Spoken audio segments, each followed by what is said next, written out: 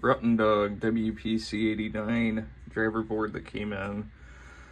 So this thing was supposed to be having a locked-on solenoid, which I did not find here.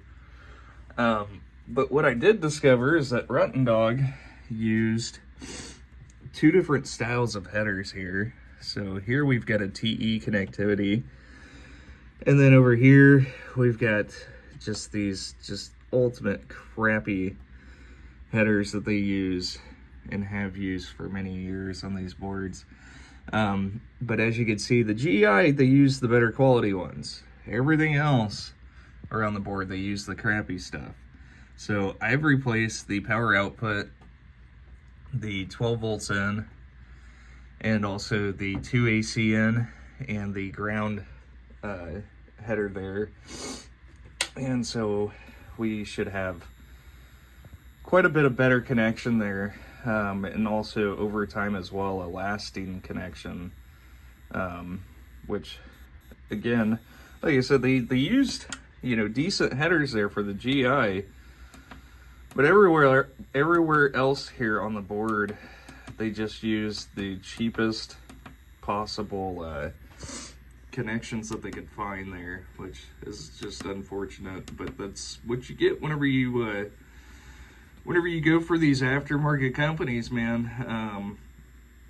You know, the companies are using SMT components just because you can have those populated overseas. You don't have to do any of that work yourself.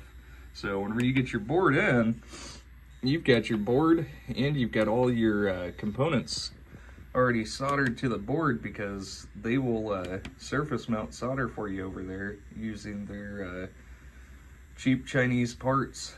And they don't do through hole, so that's why you don't see these through hole these through hole boards popping up everywhere, and why you will see that the through holes are a bit more expensive.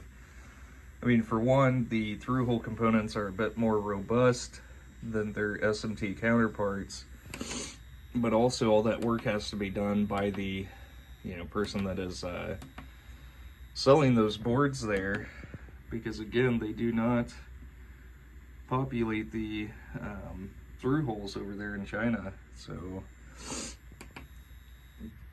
let's see, I think that's yeah, that's the end of the test. You know, obviously all of the voltages are working correctly here on the board. So that concludes everything, and I've got my test fixture ROM set up here on the board, so we are 100% good to go. We don't have any locked on coils or anything like that, and that lamp matrix isn't actually ghosting. It's just my phone and the overhead lights and the fact that it's an LED block. But other than that, we are 100% good to go. Thank you so much.